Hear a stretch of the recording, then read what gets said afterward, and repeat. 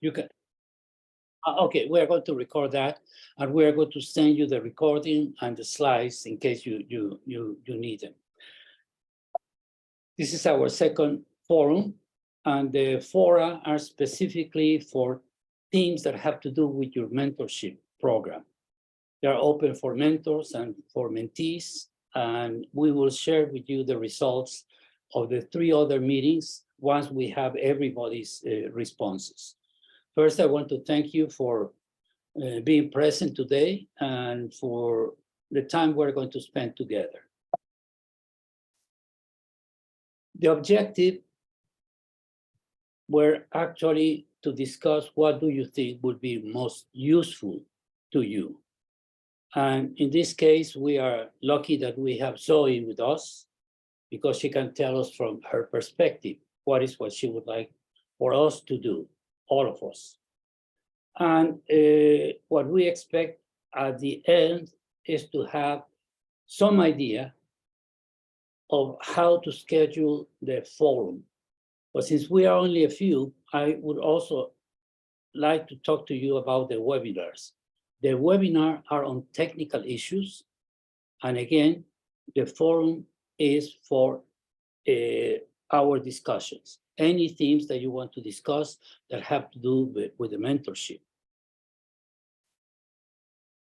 5 minutes, welcome. And then we are going to go into the mentee needs and the mentorship program. We were going, last week we worked in groups because we had, 16, I don't know how many people.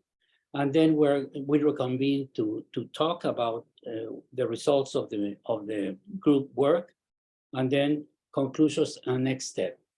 This is also a consultation that I'm trying to get your inputs and your ideas. So I'm actually consulting you as to how to proceed. We have the experience of 6 years. We know what we are doing, what we need to do, but each year we get some new ideas, some innovation, something that can make the program even better. These are the results of the first monitoring that we did this year. And I would like for you to pay attention only to the red bar and the green bar. The red bar is a positive response, and the green bar is too early to tell. And the question were the satisfactory time zone match. One of the obstacles or main issues that mentoring programs face is how to match mentor and mentee. And in the case of Multipod, this is complicated because we have people from 70 different disciplines, 112 countries, 69 languages, etc., etc. But in any case, we have been able to, somehow our matching process works. Satisfactory audio and video, very important. With Africa, sometimes we have problems, and we have just to communicate by audio.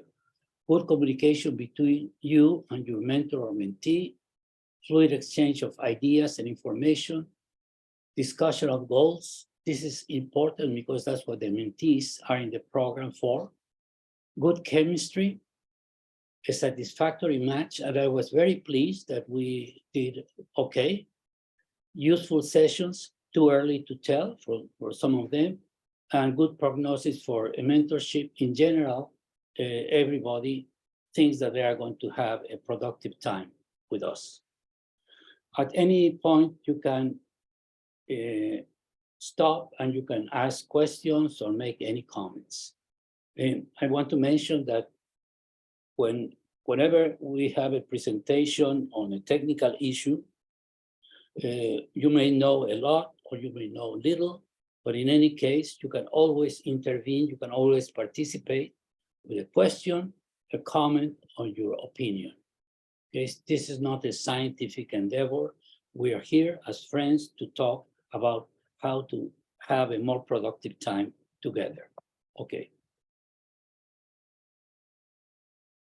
And what we have learned in the program, that there are a few skills that everybody has to master.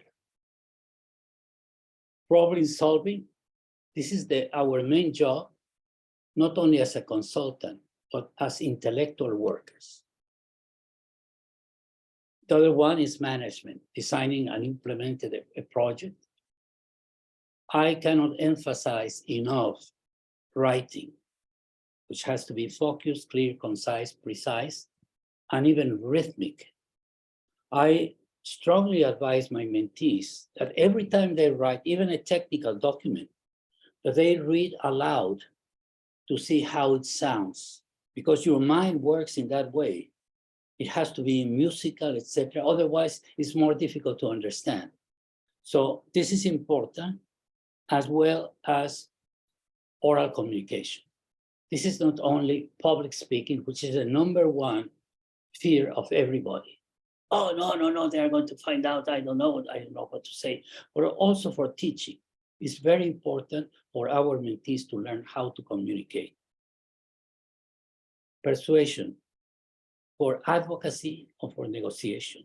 We forget about these things. I wish somebody had told me when I joined WHO PAHO that I was going to be writing all the time, or most of the time, or speaking all of the time, without giving me the tools to do it correctly.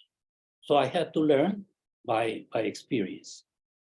Interacting with people, that's your daily life. With your supervisors, with your peers, with anybody, with everybody. And there are difficult people, and you may be the difficult people in your team or in your work. Leadership, everybody tries to say that you should be a leader.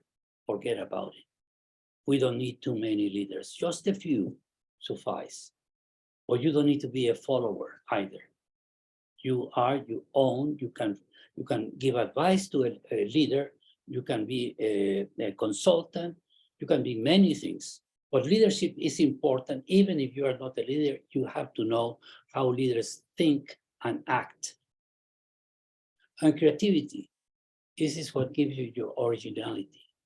And at Multipod, we are looking for that in addition to all the other skills that we wish you would master. Write well again. Let's see if this works. It's animated and sometimes it doesn't work. Effective oral communication is a must. And here you are talking to a group of people, and you'll need to learn to persuade. But not everybody is with you. You must reach them in some way. Not everybody understands what you are saying, and not everybody wants to understand. When we speak, and so this is important, and I'm going to put pressure on you, even if you have done it. If you go to an international conference or a conference with me or alone or with somebody, try to ask a question. And I tell you why. Speak loud so that they can hear you, stand straight so they can see you, and keep it short and they will listen to you. But now the points, and this is from the Greeks, and then I added a little bit to this. How do you persuade people? Well, many of us, most of us who are in a technical area, try to use facts and logic, and we think that's enough. If I tell you that so and so many children die of diarrhea each year, that's enough. No, it is not enough. We have to appeal to your feelings and emotions. Those children didn't have to die. Your sense of justice.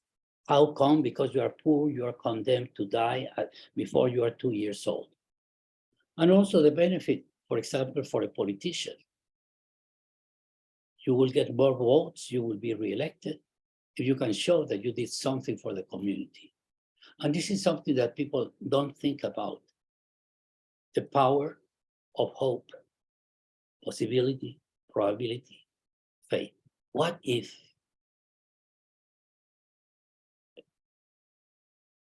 What now? And what are the chances that this could happen?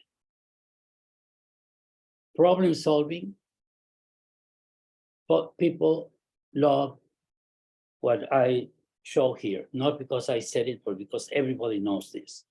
As a consultant, you will have to become a teacher. And so again, this is for you.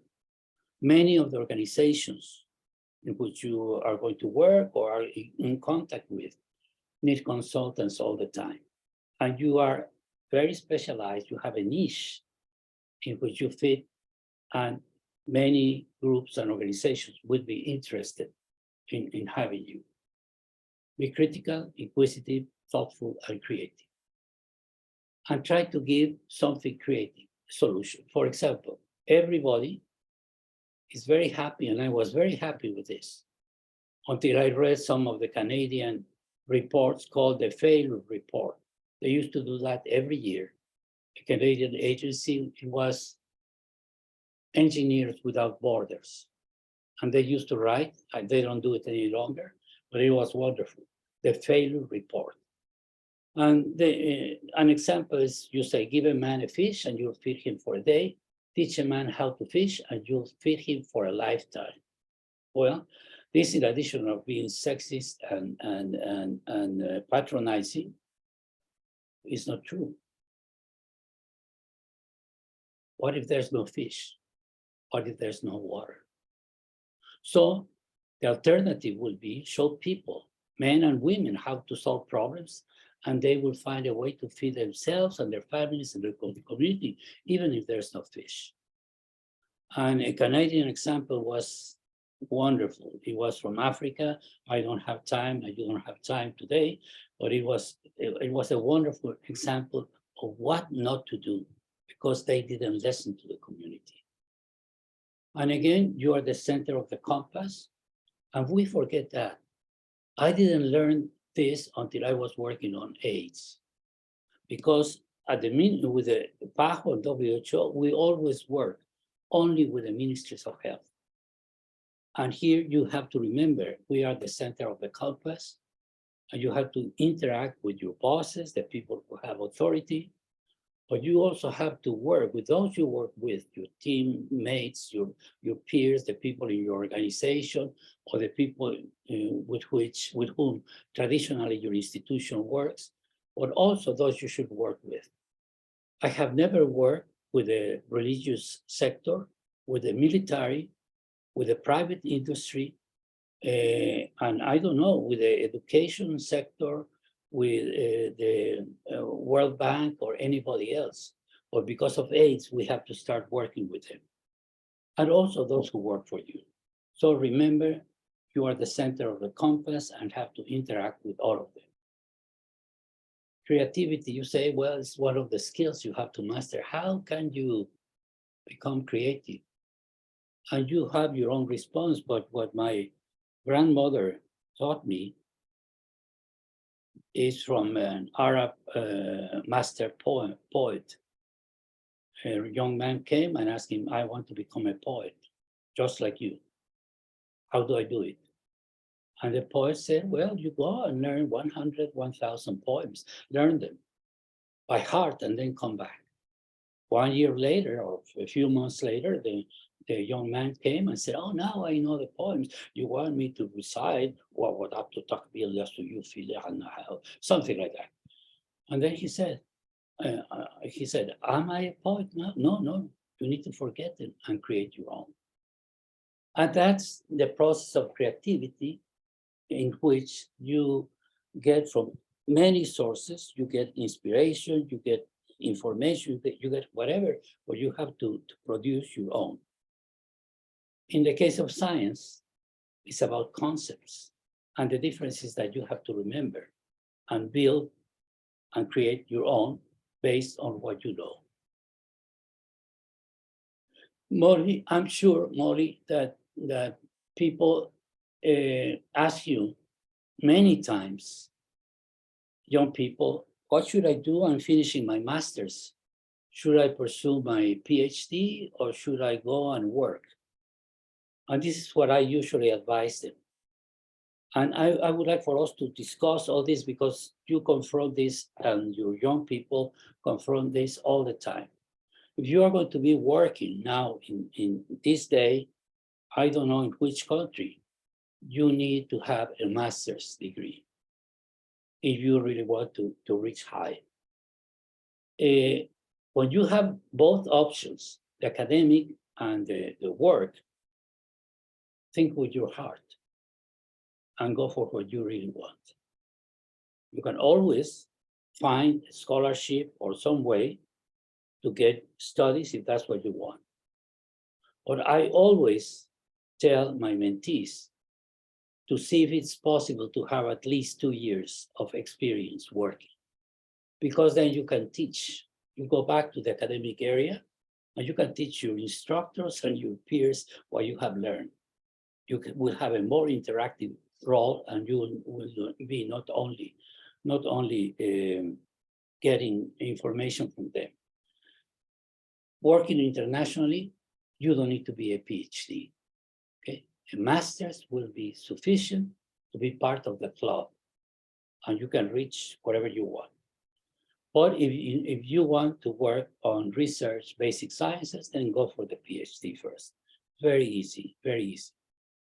Now, these are the areas in which we really can help our mentees. And this morning we had a meeting on the technical aspects. And they say, no, I really want and need to know how to network and how to netweave. Netweaving is networking with intention, where somebody acts as an intermediary between 2 or 3 people and make them connect, and they connect together. How do you prepare your resume, your cover letter, your interview, the job offer, what to do? When do you accept? People will put pressure on you. Oh, you need to tell me tomorrow if you accept this job. And then the onboarding process. I wish I had an onboarding process 50 years ago, because it took me 2 years to learn the rules of my institution. And then I saw a video where the mental health expert of WHO explained everything that I was going to go through, and I had already gone through everything in my first 2 years. And I was just about to quit because it's really tough. Okay, we don't need this. So do you know this? I'm reading through, let's see. I have not seen this slide before, no. Oh, no, but I mean, I want you to reassure you, especially because you are part of your generation. You are going to be jumping from one job to another job. I was 30 years in my institution, and that is the way it was. When I was 8 years old, my mother told me, you are going to be a doctor. That's your mission. And then I knew my life was preordained, what to go, what to do, etc. And I became a doctor. And then I knew what was going to happen with my life. For you, it's not going to be like that. You even finish college or get your master's, and you may not work in what you studied for. I have dentists from Tunisia that are working on development now. And I have molecular biologists or physicists who are working on gender issues. So you don't know, or you have the capacity. And sometimes young people have that problem because you are multi-potentialites. You have so many interests, so many skills, so many things that you want to do. And you are under so much pressure of information that many times you are confused. You don't have a clear path many times in your life. And what I didn't do is connect my brain with my heart. I did what my brain told me. And I forgot about my family and other things, and this is very common for men, because our job is our identity. For women, you have 3 lives at least: professional, your role, personal role, and sometimes if you are a mother, you have a different role. But what is very important is not to wake up at 80 or 70 and say, oh, I wish I should have done something else with my life. Well, let me stop here because I have talked for a long time. And let me stop sharing and let me listen to you. Soy, have you started your mentorship? Yeah, Adam and I have had one meeting. We're actually supposed to have another one just before this call, but family matters got in the way, so I wasn't quite as prepared as I would have liked to be. So we're scheduling it for next week. But other than that, I've also met with Arleti and am meeting with Raphael tomorrow. Oh, okay, okay. Well, you know what some of the people suggested, and I always wanted to do that. Having some opportunities for people to meet both mentors and mentees. And this morning, in previous years, we used to do that all the time. We sent everybody the profiles and the contacts of all the mentees and the mentors. And they were able to communicate. We didn't do that this year. But again, all the groups reminded us that that was very important. And we're going to do it. We're going to ask everybody if they have any problems, if we share their information. But we are all multipodians, we're part of the program. And the idea is to increase your opportunities for networking and also for exchanging information and ideas. And I also asked them about the class, if we should only give you information on the people of 2023. But then we thought, well, people who went through the program 7 years ago, some of them have positions of high responsibility in some organizations, the World Bank, CARE, etc. They started at age 30, but now they are 37, some of them, and they're at the university and different places. So we are thinking about getting everybody the information on the 350 people that have gone through the program. And please feel free to communicate with any of them and have as many mentors as you need, but have one main mentor. That's the important point. Or you can consult with other mentors. And the same thing, the mentors have told us, why don't you exchange ideas and information and experiences? Mentoring is subjective, but there are some areas in which we have a tremendous amount of academic information as to how to do it, what works, what doesn't work. Okay, I keep talking too much. Molly, please tell us about your experiences. And I'm not sure what to say. I think I was so glad that you did the evaluations, and I saw the bars and things. But I'm definitely just sort of, I want to make sure that the people that I'm, matched with are satisfied and everything. And so I think, I don't know, I'm imagining people may be shy to say that directly. So I guess I'm. Can I tell you a secret, Molly? Everybody loves you. Everybody wants to be your mentee. And I know, because the first 2 years, everything was anonymous. But then I had no way of finding out the difference between mentor and mentee. And now that's why we ask for it's absolutely confidential. And I'm the only one, and Aili, who look at the information. But I can tell you that you were the most sought after, one of the most sought after mentors, and people love you. And I expect that Adam is going to be one of the most famous mentors too. So I will tell us, and so I will tell us. But yeah, do not worry about that. And I won't betray the confidentiality, but this is a secret. Okay. You're very I'm so well, now I'm speechless. okay.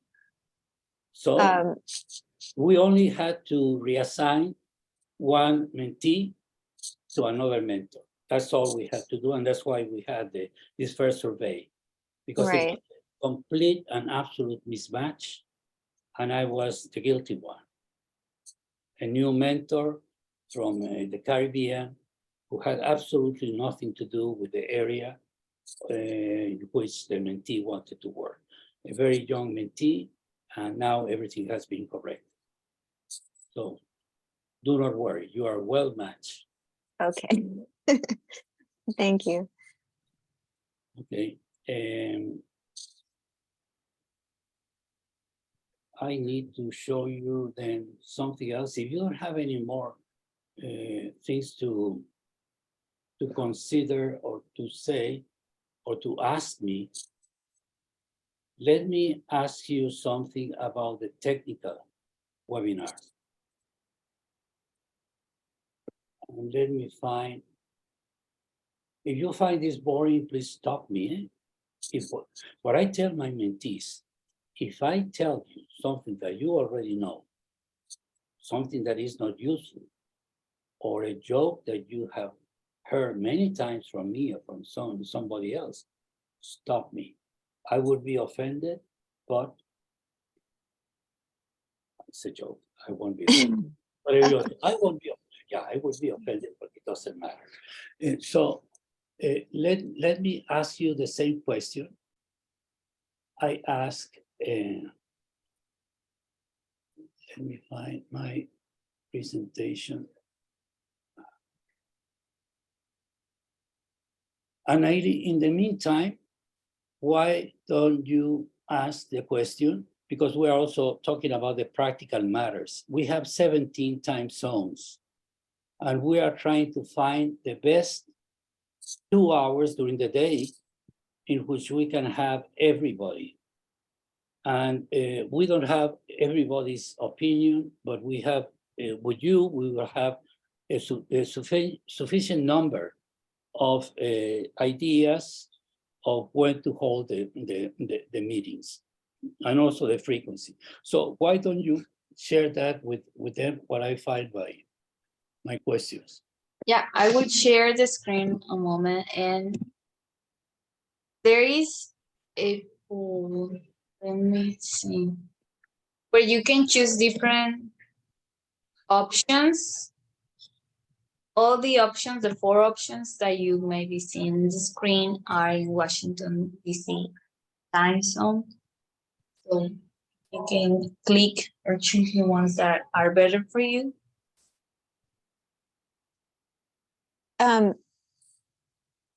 Sorry, I just picked, oh, sorry. What happened? I think it disappeared before I could answer it as well. I don't know, you need to show that again. I was trying to get to my, Okay, now I think now you can choose again. can they see all the hours and all the cities? Yes, I'm sharing the screen. Well, I don't know. I'm sharing the screen and the poll. You may be seeing the poll also to vote.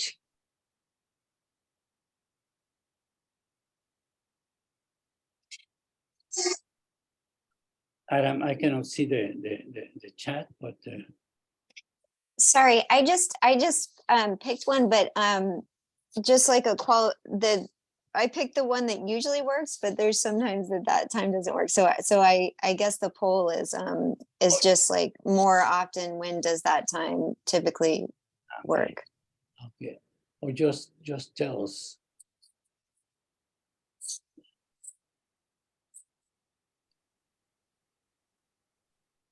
I don't know if this is a helpful suggestion or not, but I'll just put it on the table. A lot of the global work that I've been involved in that has, you know, people joining from all across the world, they'll do the same meeting at 8 a.m. and 8 p.m. And those that 12-hour apart, sorry, 8 a.m. and 8 p.m. New York time, Eastern time, Washington, D.C. time. Okay. And that seems to work, at least for this particular group of global people. I don't know if it would also work for the multi-pod group of global people. Just a suggestion. really, really good. One group said, yeah, 9 o'clock and 19, 9 and 7 p.m., 9 a.m. and 7 p.m., but yours seems to be better, 8 and 8.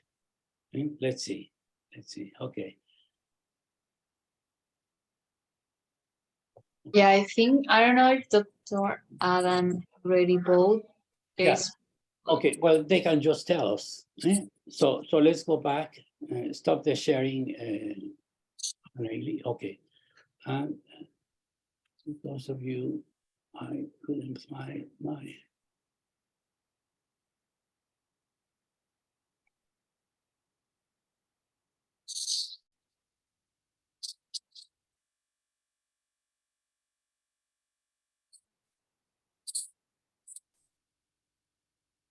Okay, let me get rid of this. Say 2 seconds, please. Give me 2 seconds.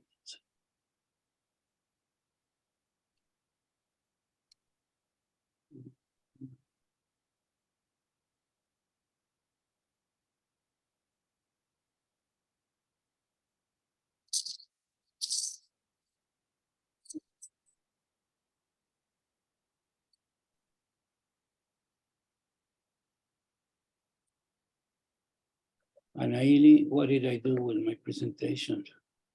I don't know. You know that I have lost my presentation so many times. And Which one? The one that you were presenting now? the webinar of this. Oh, this the webinar. webinar. Can you send them to me or show it again? Yes. I can have a few more minutes because I want to ask them something. Ask everybody. The webinar presentation, right? Yeah. Okay. But I sent, well, Oh, you send that to me, no? yes, you can Oh, find Okay, your- so let me get it. So sorry, everybody. Okay. Okay. Yeah, it's here. Okay.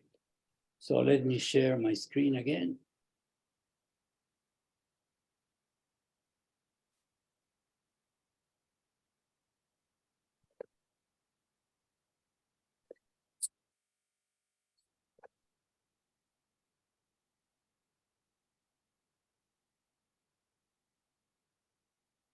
The webinars, I'm calling them world behavior, and I explain to you why. Our collective purpose is to build a more fair, safer, and healthier planet. And this was the objective, to discuss examples of how the webinar should be scheduled and conducted. And then we would agree on how to make them original, useful, and effective. There are so many hundreds of webinars all the time that I really would like for our webinars to be really, really useful. And then the second idea is for many years, I have had the idea of creating a think tank of generations, disciplines, and countries. And maybe out of the 400 and something people who have gone through the program, maybe 5% would like to be part of that. And this is why I'm thinking about that. This is nothing new.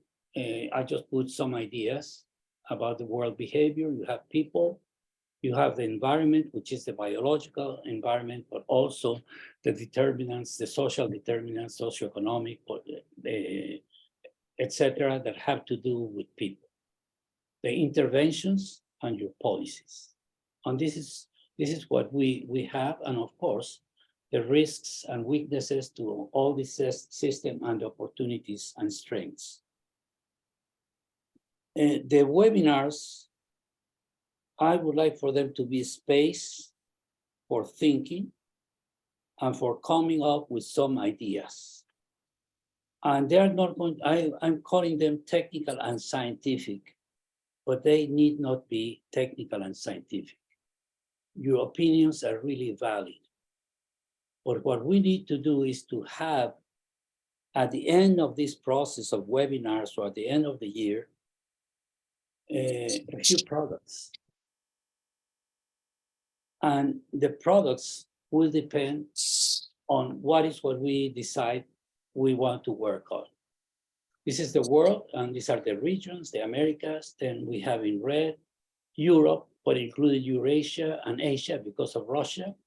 Then we have South Asia, Southeast Asia, and the Pacific, Sub-Saharan Africa, and then the Middle East and North Africa, and then the countries of Central Asia, which many people do know. I don't know too much about them. They're the Kyrgyzstan and Tajikistan and all of them, Kazakhstan, etc. And some of the things I would like to discuss or for you to consider are problems, and some are just issues. These are the poorest of the poor, 405 million in Africa living with less than $2 per day. And here you can see all the different regions. And for comparison, you have the population in the same year. So how many people were basically 1.2 billion, and 1/3 were living in less than $2 a day. So this is a problem. Is this something that we would like to talk about, or maybe we cannot do anything about that? This is the Human Development Index. And again, all the countries, the 15 countries at the bottom are in Africa except for Yemen. And the countries with the highest development index are in Europe, except for 2 Asian tigers, Singapore and Hong Kong. The Gini coefficient tells you about inequality within a country. And the lower the number and the color is the less inequality in a country. But look at South Africa, look at Brazil. And in some countries, you may not find inequality because everybody's poor or everybody's rich. For example, in Saudi Arabia. These are the countries with the lowest Gini coefficients. And again, they are in Africa or Brazil and Belize. And the other countries are in former socialist countries, or some of the rich countries in the world. Leading causes of death globally, and I just want to show you this. These are leading causes of death in high-income countries, and you only find here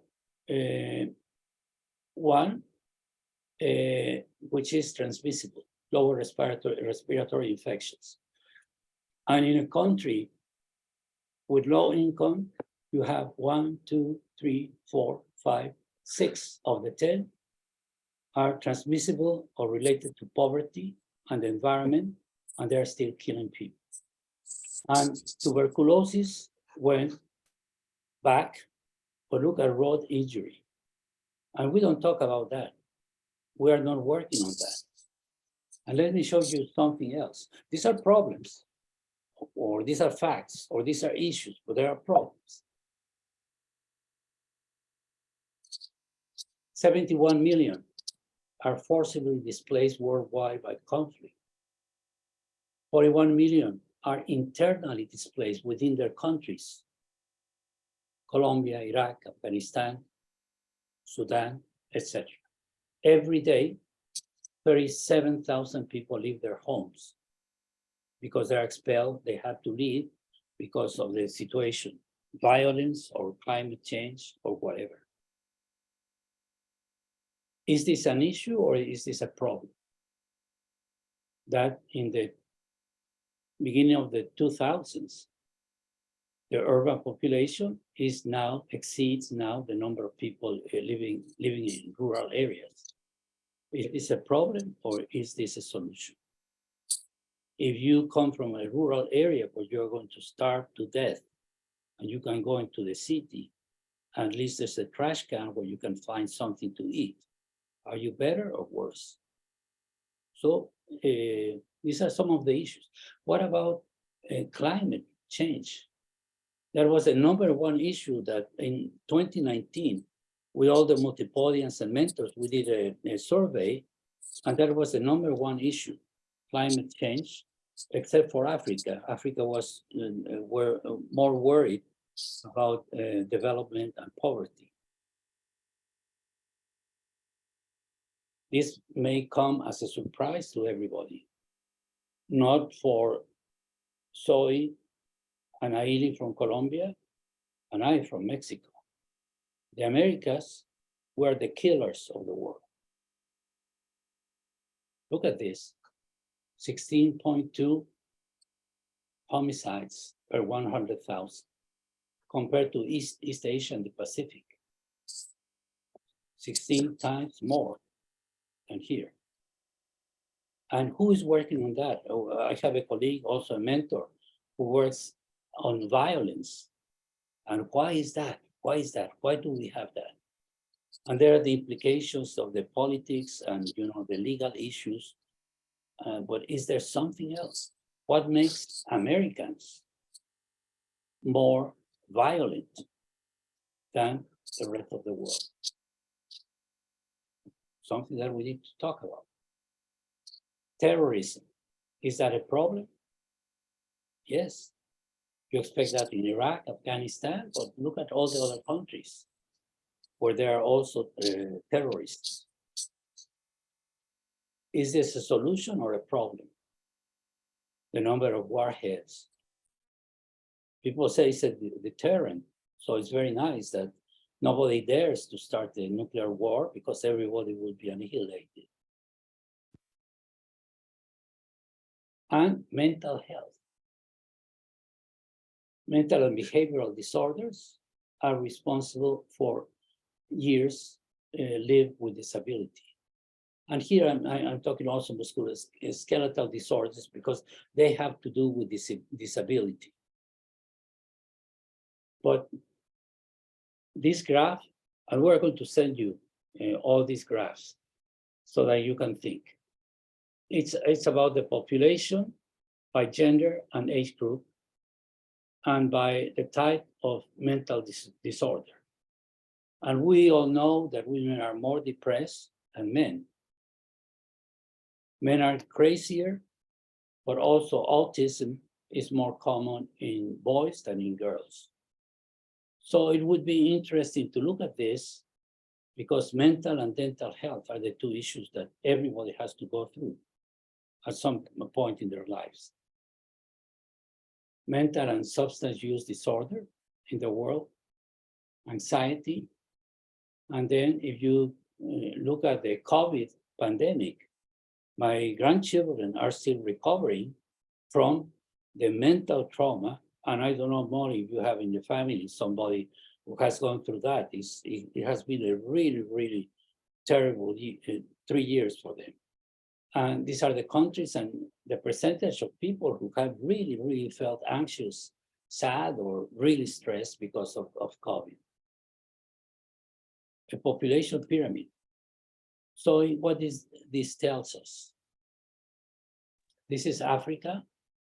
These are the age groups here, and these are the percentages. Look at this form and compare that with Europe, colonized and colonizers. Is this a problem or is this an issue? Well, I think it's definitely either a problem or an issue, for sure. Well, I mean, clearly Africa is a lot younger than Europe is. I think that's something that we definitely see in our politics and expectations of our economic futures. And is it bad or is it good that the population in Africa is young? I think it depends who you ask. There are indicators that it could be good. Younger populations tend to be more liberal, at least in Western societies. The youngest populations are more politically engaged, oftentimes. Though, of course, that means that we might have a weird population structure in like 80 years from now, where maybe Africa will go through the same kind of birth regression that the Western states have, and then maybe have similar issues when it comes to Social Security and supporting older people. Who's going to take care of the old? Yeah. That's why countries who have this population pyramid are encouraging immigration, because they need young people. You know, the Saudi Arabias and Dubai's, etc., are bringing people from all over because they need young people in the countries. Okay. What about this? Africa is going to have 3.9 billion people by 2100, compared to the rest of the world. An issue or a problem? Global energy, more than half controlled by Middle Eastern and North African countries, basically Middle Eastern countries, and natural gas reserves. Is this an issue or a problem? What about the number of democracies? Is it good to have democracies or perfect dictatorships? Again, the United Nations, does it work? The Security Council, does it work? If one country can say no, nothing happens. And here we are sitting, 3 seats for Africa, Asia and the Middle East, Latin America and the Caribbean, Western Europe and others, and Eastern Europe 1. They are just observing and giving their opinions, but these are the guys who control everything. Okay, well, that's what I wanted to show you. And don't regard this as an official presentation, because we were only a few of us. But I will ask you the same question. One of them, the time you have already given us clear ideas, the frequency of either a webinar or a forum. Again, the distinction is the webinar is to discuss issues and problems, and the fora are to discuss and to talk about mentorship, ideas and experiences. And both are going to be given twice on the same day.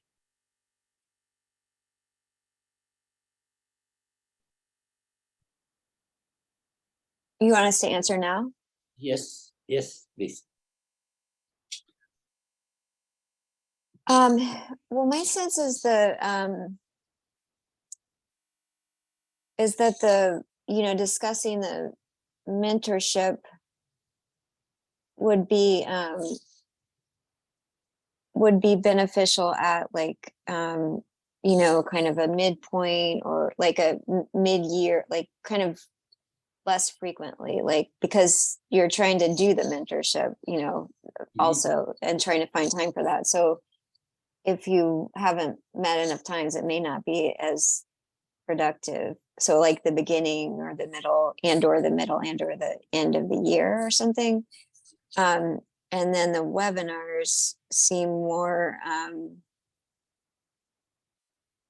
useful more frequently, but then I guess it would also depend on like the interest of this topic. So maybe, I don't know how that would be determined, if it's like a poll or something. But then also not too frequently that it's kind of like eclipsing the actual meetings of the mentoring. So I guess maybe a balance. Every 2 months or every month. And the program lasts 9 months, 8.5, 9 months. So every 2 months, once a month.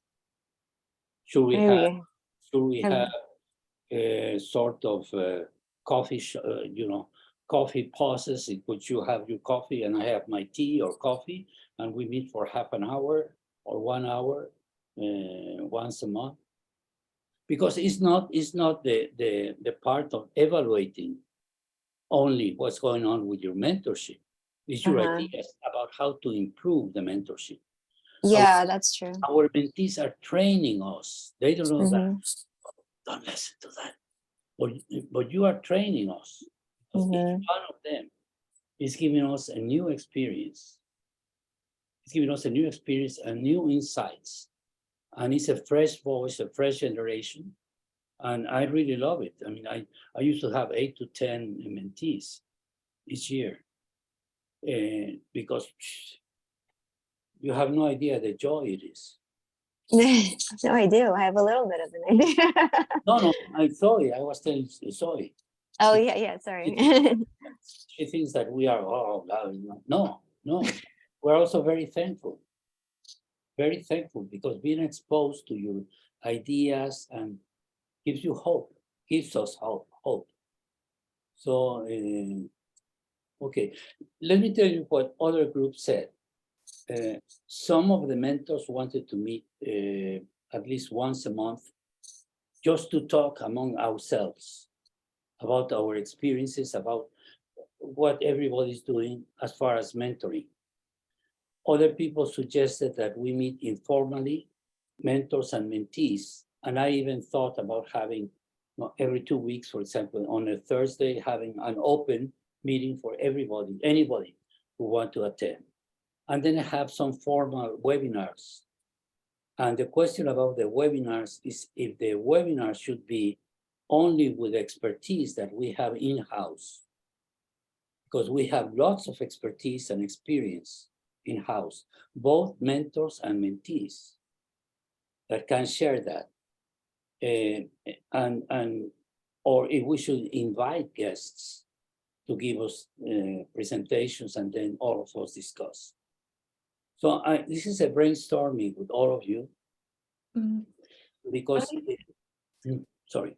Sorry, I didn't mean to interrupt you. I love it.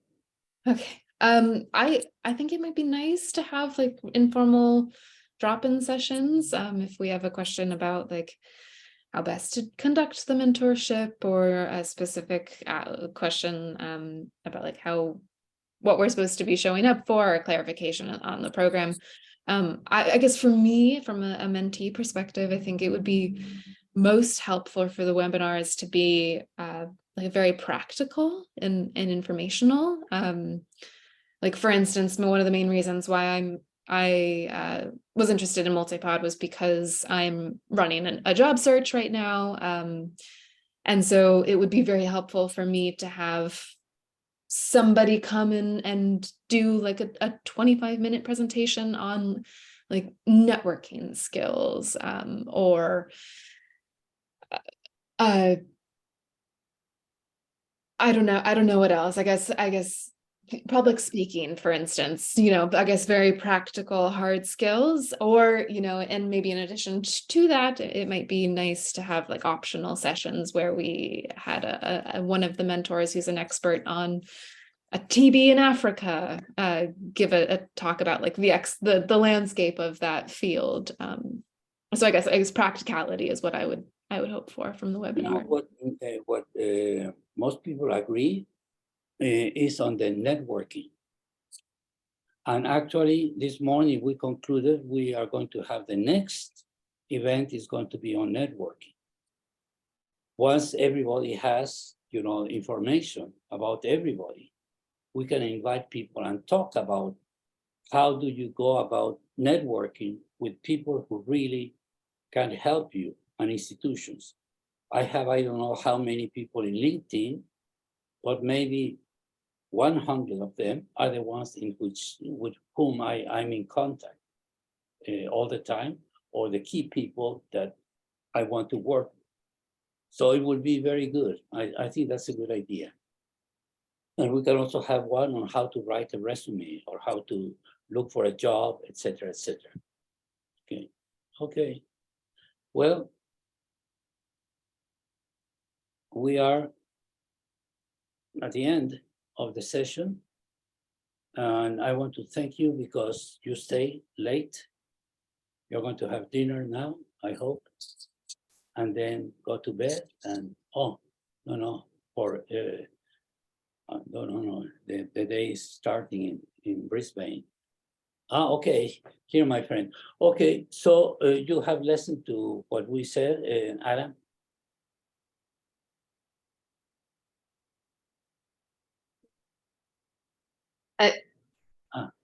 I think he left. No, he's here. Oh, no, he left. Okay, well, everybody, I'll thank you, and we'll see you again in June. Zoe, please let me know how it goes. And you are like the a pretty lady in the dance hall. You have 3 mentors, and then you can decide with whom you want to meet more often, because they have different areas of expertise. And for example, one of them is more interested in the technical aspects of what you do, and others may be interested more in the advocacy or something else.